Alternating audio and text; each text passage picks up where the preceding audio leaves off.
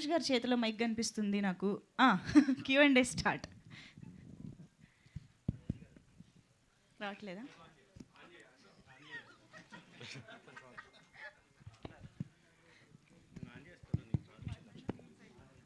Director గారు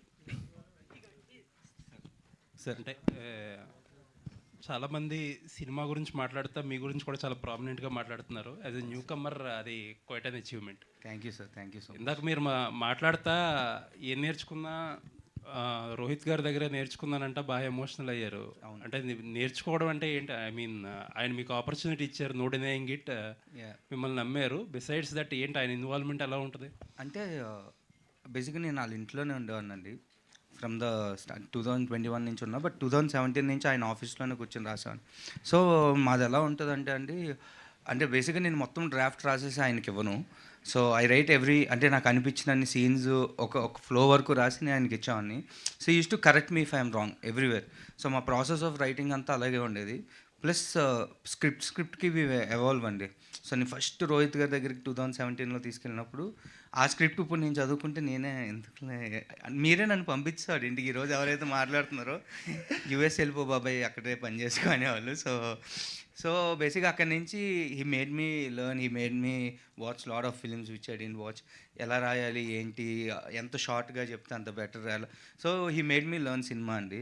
so అందుకే I'm more emotionally attached to him and is like my brother. అంటే ఇంకేం చెప్తానండి, ఏం నేర్పించారంటే ఏం చెప్తే దగ్గరుండి ఆయనే చెప్పేవాళ్ళు, ఎరా ఏమేమి తప్పులు ఉన్నాయి, ఎలా చేయొచ్చు, how can I improve more. So అలా. నైస్ అండి, all the best. Thank you. Rohit గారు హాయ్ అండి. రోహిత్ గారు కెరీర్ ఫస్ట్ నుంచి కూడా ఒక గుడ్ విల్ క్రియేట్ చేసుకుంటూ వచ్చారు. సినిమాలు ఏదో డిఫరెంట్గా ట్రై చేస్తాడు, మరీ మోనోటోనీగా వెళ్ళడని చెప్పి ఒక గుడ్ విల్ క్రియేట్ చేసుకున్నారు. లుక్స్ లైక్ ఆ గుడ్ విల్ మళ్ళీ బ్యాక్ వచ్చిందని అనుకుంటారు. రిగార్డ్లెస్ ఈ సినిమా ఎక్కడికన్నా వెళ్ళినా ఉండి ఇటు నుంచి రోహిత్ ఒక మంచి సినిమా మంచి డైరెక్షన్లోనే వెళ్తాడనే ఒక ఫీలర్ క్రియేట్ చేశారు మళ్ళీ ఆడియన్స్లో. And I believe that Rohit నిజంగా సినిమాలోకి ఇన్వెస్ట్ చేసుకుని, invest in the sense involve అయ్యి ట్రావెల్ అయితే కొంచెం మీ స్టైల్లో జనాలు మీ నుంచి ఎక్స్పెక్ట్ చేసే కథలు వస్తాయని అనుకుంటున్నాను. డెఫినెట్గా అండి, ఎందుకంటే నేను చెప్పాను కదండి, బేసిక్గా బ్రేక్ తీసుకోవడానికి కారణం మొనోటనీ వచ్చింది చేసే విధానాల్లో అని. సో డెఫినెట్గా ఏంటంటే I'm trying to evolve as a person in regarding to scripts. So ఖచ్చితంగా ఏంటి అంటే this is the beginning, there are much more different scripts which we want try. So let's see, this was like a very lighter film. So whatever we wanted to tell డెఫినెట్గా మేము చెప్పామని అనుకుంటున్నానండి. All the best అండి, looking forward for more. Venky గారు sir, writing పరంగా మీకు చాలా మంచి అప్లోజ్ వచ్చింది. Thank you. నేను చాలామందిని అడిగితే వాళ్ళు చెప్పారు ఏంటంటే త్రివిక్రమ్ టింజ్ కనిపించింది ఈ అబ్బాయిలో అన్నారు. ఆయన స్ఫూర్తిగానే, ఆయన ప్రభావంగానే ఎంతవరకు? I'm bless sir. యాక్చువల్లీ అలాంటి ట్యాగ్ రావడమే నేను చాలా రెస్పాన్సిబిలిటీ ఇలా ఉంది అది. అఫ్ కోర్స్ సార్, అంటే త్రివిక్రమ్ గారు చిన్నప్పటి నుంచి నువ్వే ఇంకా మల్లేశ్వరి, సో ఆయన క్లాసిక్స్ ఉన్నాయి సార్. ఆయనలాగా డెఫినెట్గా ఎప్పటికీ రాయలేనేమో. But I'm very happy when people are saying Trivikram గారి డైలాగ్స్లో ఒకప్పుడు త్రివిక్రమ్ గారి డైలాగ్స్లో ఉన్నాయన్న అంటే అఫ్ కోర్స్ బ్లష్ అవుతాం కదా సార్, ఇంకేం చెప్తాం. అంటే దానిలో ఇంక నేను దాని నుంచి ఏమి ఎదుక్కుంటాను, సరే నెక్స్ట్ నుంచి ఇంకా బాగా రాయాలనుకుంటాను తప్ప ఇంకా దాని నుంచి actually I'm the one who said 2 years back చెప్పాను. చాలా తిన్నేర్చున్న కాన్సెప్ట్ ఇది సార్. ఏమవుద్దో తెలియదు, ఎలా రిసీవ్ చేసుకుంటారో అర్థం కాదు. అవును సార్. ఒకవేళ చాలా అవేగా వెళ్ళి ఆలోచిస్తే మాత్రం మీరు చెప్పదలుచుకున్న పాయింట్ అంతా అవును అబాస్పాలే ప్రమాదం ఉంది. దాని నుంచి తప్పించుకోవడానికి మీరు ఎంచుకున్న మార్గం ఏంటో? అసలు హానెస్ట్గా ఉండమే సార్ స్క్రిప్ట్కి, అంతే. అంటే ఈజీ రూట్స్ ఎత్తుక్కోలేదు. సో అంటే కొన్నిసార్లు స్క్రిప్ట్తో విల్ బీ లక్కీ సార్. ఏదో రాసినప్పుడు ఫ్లో మంచిగా వస్తుంది, కుదిరేస్తుంది అంతే. So that is my lucky. కొంచెం ఫోకస్ ఏంటంటే మీరు అన్న ఎడ్జ్ని దాటకుండా ఎలా చూసుకోవాలనే దాని మీద పెట్టారు. రెసిపీ కుదిరిపోయింది మీకు, అంతే సార్. అది ఎలా ఉండారు అన్నది ఇప్పుడు మీకు అర్థం కాలేదు. రోహిత్ గారు సార్, మీరు ఈ కథ గురించి కానీ సినిమా గురించి ఎప్పుడు చెప్పినా కొన్ని సందర్భాల్లో సామాజిక వర్గంతో కంపేర్ చేసేవారు. తీరా చూస్తే రెండు ఒకేలాంటి, అంటే దాదాపుగా ఇంటర్వెల్ బ్యాంక్ దగ్గర ఒక చిన్న షాకింగ్ ఎలిమెంట్ చేస్తున్నప్పుడు మీకు అంటే సామాజిక వర్గం కన్నా ముందే ఇలాంటి ఐడియా మీ దగ్గరకు వచ్చినప్పుడు ఇది ఎలా పే ఆఫ్ అవుద్ది, ఇది ఏమైనా రిస్కీ పాయింట్ అని అన్న మైండ్ సెట్ ఏమైనా అన్న భయం ఏమైనా ఉందా మీకు? సి ఫస్ట్ ఇనీషియల్గా ఐడియా చెప్పినప్పుడు ఆ కంగారు ఉండిందండి. బట్ ఒకసారి ట్రీట్మెంట్ రాసిన తర్వాత వీ వర్ కాన్ఫిడెంట్. యాక్చువల్గా చెప్పాలంటే సామాజ్ వర్గం నా ఐడియా, ఎందుకంటే విష్ణు నాకు బాగా క్లోజ్ ఫ్రెండ్. సో విష్ణు ఒకరోజు ఐడియా చెప్పకముందే ఈ ఐడియా ఉన్నది. ఆల్మోస్ట్ స్క్రిప్ట్ వర్క్ జరుగుతోంది. సో ఆ టైంకే వీ స్టార్టెడ్ రైటింగ్ అండి. బట్ ఏంటి అంటే వీ నో ఈవెన్ బట్ ఏంటంటే we wanted to round of everything properly. And చాలా తినేజ్ అండి సామాజ వర్గంలో అయినా ఇంకా చిన్న లెవరేజ్ ఉంటుంది. యూ కెన్ గో, కొంచెం వెళ్ళొచ్చు, దీంట్లో వెళ్ళడానికి లేదు. So you need to round of characters properly. And even ఒక చిన్న లుక్ రాంగ్ ఇచ్చినా మొత్తం బూత్ అయిపోద్ది ఇది. So we were like very conscious while writing and shooting also. అందుకే ఏంటంటే ఏ క్యారెక్టర్ అయినా సరే ఆ క్యారెక్టర్ లోపలే ఉంచాల్సి వచ్చింది. సో ఇప్పుడు సత్యపాపం చాలా చేశాడు, ఇలా చేయనా ఇలా చేయనా ఇలా చేయనా అని ఇంకా అడిగాడు, ఆడితో చేయించి ఉండొచ్చు కూడా. బట్ ఏంటి అంటే ఎక్కడైనా ఎడ్జ్ దాటిందంటే ఒక సీన్లో అయినా సరే మొత్తానికి మోసం అయిపోద్ది. So he was very careful ఆ విషయంలో. సత్యతో కూడా బాగుందండి అని చెప్పి వద్దండి అనేవాడు. సో ఎంతవరకు కావాలో అంతవరకే తీసుకున్నాం. లేకపోతే స్లాబ్ స్టిక్ చేయడం చాలా ఈజీ అండి. ఈ కాంప్లికేటెడ్ పాయింట్ కాకుండా సామాజ వర్గం లాగా కొంచెం సింపుల్గా ఉంటే ఐ థింక్ ఇంకా ఎక్కువ నవ్వించే ఆస్కారం ఉండేదేమో. ఈ జర్నీలో వెంకీ కెపాసిటీ క్యాపబిలిటీ మీకు అర్థమై ఉంటుంది. నెక్స్ట్ సినిమా కూడా ఏమైనా లాక్ చేస్తారా? యాక్చువల్గా ఫస్ట్ దీనికంటే ముందు రాసిన ఇంకో కథ ఉందండి, అది చేయాలి మేము ఇద్దరం అన్ని. That is also a love story. But ఏంటి అంటే we enjoyed writing that script. తను రాస్తున్నప్పుడు day on day discussion. So ఆ సినిమా చేస్తామండి డెఫినెట్గా. థియేటర్ రెవెన్యూ పరంగా ఏమైనా అంత హ్యాపీనా? నో నేను విపరీతంగా చేసేస్తుంది ఇవన్నీ చెప్పను. I'm very frank. It started on a good note. But ఏంటంటే we need to see more rise. So probably this weekend will see weekend start అవుతుంది కాబట్టి. సో ఈ 3 days I think we're hoping it will do much better. All the best. Venkatesh garu, sir Rohit గారు అన్నట్టు ఈ పాయింట్ని deal చేయడం కొంచెం టఫ్ జాబ్ అండి, బట్ బాగా హ్యాండిల్ చేస్తారు. First of all congratulations. Thank you. And ఈ సినిమాకి వచ్చేసరికి ఈ మధ్యకాలంలో సత్య కామెడీని కొంతవరకే వాడుకున్నారు కొంతమంది దర్శకులు కూడా, ఫస్ట్ హాఫ్ వరకు, లేదంటే అంటే త్రూ అవుట్ వాడుకోలేదు తనని. ఈ సినిమా వరకు మీరు త్రూ అవుట్ వాడుకున్నారు, హిలేరియస్గా నవ్వించారు ఆ క్యారెక్టర్తో. సో ఏంటి ముందు నుంచి స్క్రిప్టింగ్లో ఆ క్యారెక్టర్ అంతా ఉందా, లేదంటే ఎక్స్టెన్షన్ చేసుకుంటూ వెళ్ళారు? కాదండి, మేకింగ్లో కానీ ఫస్ట్ నుంచి అంతే క్యారెక్టర్ ఉంది. ఇన్ఫ్యాక్ట్ నాకు సత్యాన్ అంటే చాలా ఇష్టం, మామూలు ఇష్టం కాదు. నేను స్క్రిప్ట్లో 2 పేర్లు రాస్తాడు. సత్య అంటే నాది, అంటే నేను హీరోని కాబట్టి నా దగ్గర ట్రావెల్ అవుతున్నాను, నా పేరు రాసేవాడు. ఇంకో పేరు సత్య. ఇప్పుడు అడిషనల్గా యాడ్ అయిన పేరు వాస్కి. సో సత్య గారి ఫస్ట్ నుంచి ఉందండి. యాక్చువల్లీ ఆయన స్క్రిప్ట్ చెప్పి వెంకీ అన్నప్పుడు బెంగ వచ్చింది నాకు. ఇంకా బాబు ఏం చేయబోతే ఎలా అని ఆయన దగ్గరికి వెళ్ళి బెంగ పెట్టుకుంటే, అంటే కొంచెం ఆ ఫేస్ ఉంటుంది కదండి, చిన్న పప్పీ ఫేస్లు పెట్టుకుంటే చేస్తారు కాబట్టి అలాంటి ఫేస్ పెట్టి ఏదో లాగేసాను ఆయన లోపలికి. So now I think is very happy. Satya అన్న కూడా చాలా హ్యాపీ అని అనుకుంటున్నా. సో ఫస్ట్ నుంచి ఉందండి త్రూ అవుట్. అంటే నాకు ఇష్టం అండి, ఇష్టపడి రాసుకున్నాను అంతే సత్యాన్న కోసం. అండ్ నవ్ ఐఎమ్ హ్యాపీ అది పే ఆఫ్ అవుతున్నందుకు. సత్యాన్ని నమ్ముడండి, ఇంకా నమ్ముడు. మీరైనా చెప్పండి, మీరు అందరైనా అన్న మీరు మీదే బాగుంది అంటున్నారంటే ఏం చేస్తాం ఇంకేం మనం అంటాడు.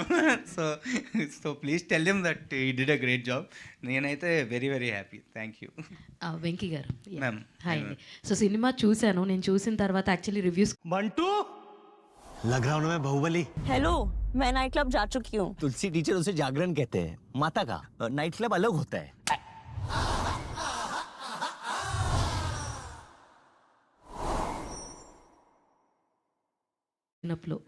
యాక్చువల్లీ అంటే ఈ ఒక్కటి మాత్రం ఫస్ట్ నేను ఒక్కరినే నమ్మానండి ఈ లైన్ని.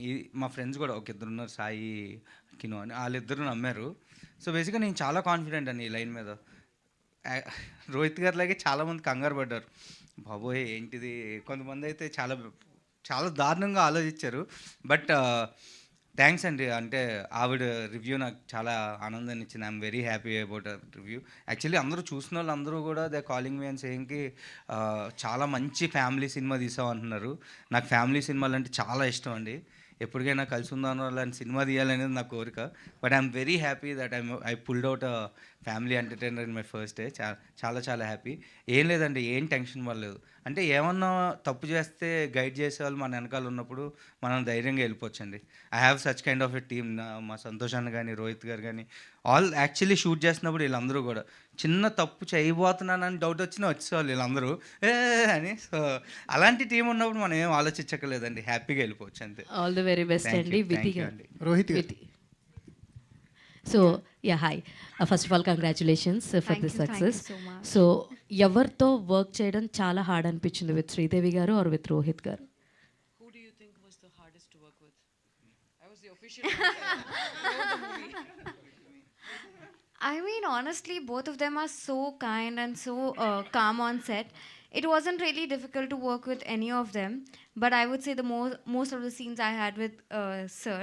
So, first day was very hard, and like the first day we were shooting, we extended till our shift till 1-2 hours, and I was like, my God, what am I supposed to do?